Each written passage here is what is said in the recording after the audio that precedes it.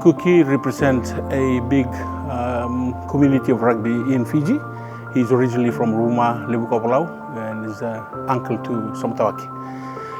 And I just personally want to thank the Drua, and specifically my good friend Baden, who is the GM at the moment, for giving the opportunity to this young man who is a paraplegic to check one of his wish lists to at least watch a Super Rugby game. Cookie was injured through rugby, and he loves this game. So this opportunity means a lot to Opalau as an island and as a rugby community. At the Drua, we have a huge responsibility and opportunity to change people's lives through rugby.